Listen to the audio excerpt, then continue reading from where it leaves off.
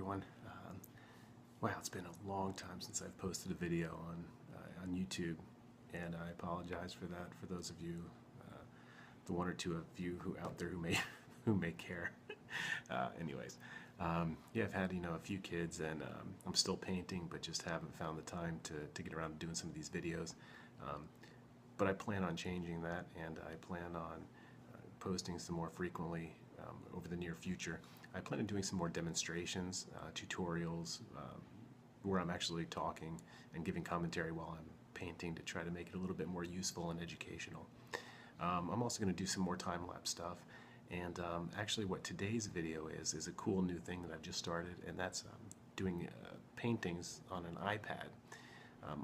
There's a number of apps you can use. I use Procreate. That's my favorite one, and it's really neat because it so closely mimics the feel and reaction of painting on a traditional canvas with oils or acrylics, and except you do it with a stylus and you just do it on the screen of your iPad, and it's amazing how closely it really mimics it and gives really cool results. And the great thing is, you can just pick up your iPad and your stylus and take it with you anywhere. So if you're waiting in a doctor's office or something, you can sit there and do some sketching or some painting, and you don't have the cleanup. So I'm not giving up traditional painting, but this is just a new thing that I'm doing as well, and it's actually what this first video is. It's going to be a painting of some flowers that I did, again on my iPad using the Procreate app. And it'll show you, the progression is virtually identical to what it would be like, with the traditional painting, except what it does is it records the strokes that are picked up on the screen.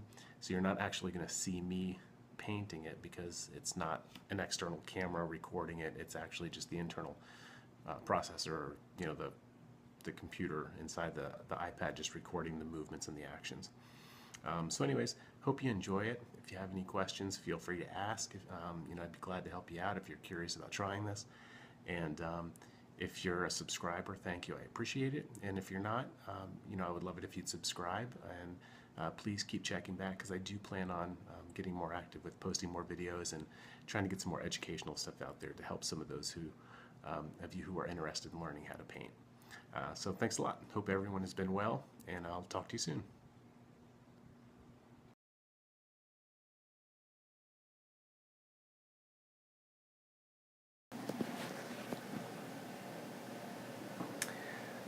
So I hope you enjoy checking this out. It's really a pretty cool process.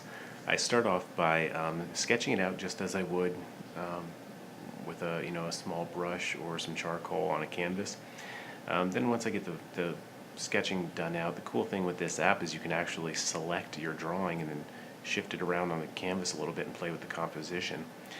So I did tweak that a little bit, and then I started blocking in the background. This is important because then once I get into painting the actual petals, I can establish the values better, because I'm going to be putting color down against other color, or against black, which is ultimately going to be the final background, and it'll just help me select the right values. If I'm putting a pink down against a stark white background, and then I put in the black background, I'm going to think completely differently about that initial color I put down, because it's now going to be next to a different value, and it's going to the interpretation is going to be completely different. So I got the background in, and then I started kind of blocking in the colors on the petals. Typically, when I'm traditionally painting, I like to work the whole painting kind of up from the ground up at once. So I'm kind of getting the whole painting covered with paint all at once, and then I kind of start building up the details. With this, I'm still getting used to the painting on the iPad, and I started doing each petal a little bit more detailed and complete than I would with a traditional painting, and there was really not any specific reason for that. I just kind of found myself falling into that for some reason, and I think it's just getting used to working on a new medium. Anyways, I didn't finish each one to completion. I did go back and rework some final details at the end, but that was one way that I kind of strayed a little bit from my traditional painting. So you can see here, I would take the stylus and I would start blocking in the main local colors that I was seeing.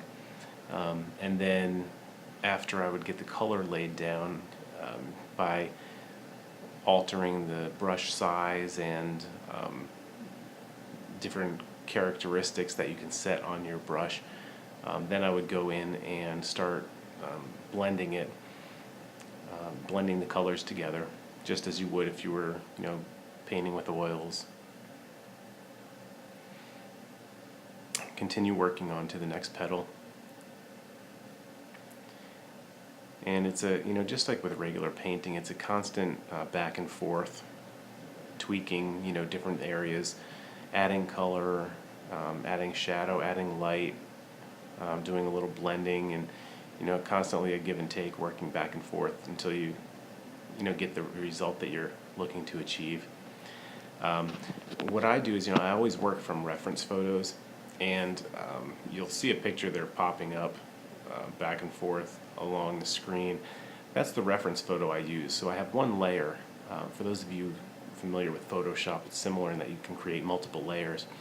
One layer is that reference photo, and I move that around on the screen wherever I'm not currently working, and then as I need to move on and progress to a different area of the painting, I select the layer and move the photo to a different area, or just remove the photo altogether just so I can see how the whole painting has come together at once.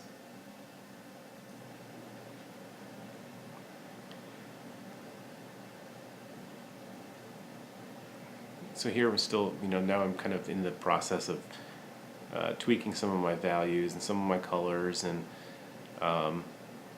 bringing it to a little bit more of a refined finish, getting the background all blended in and filled in.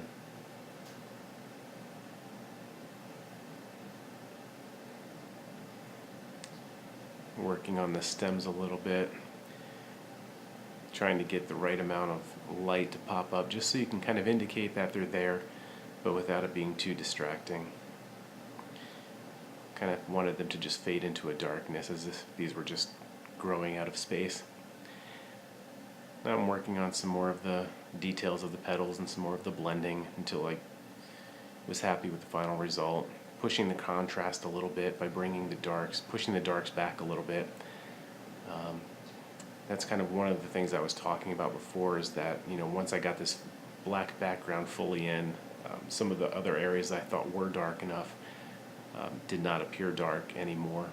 So, the painting is constantly a give and take, pushing, the elements back and forth until you find the balance that you're looking for. But this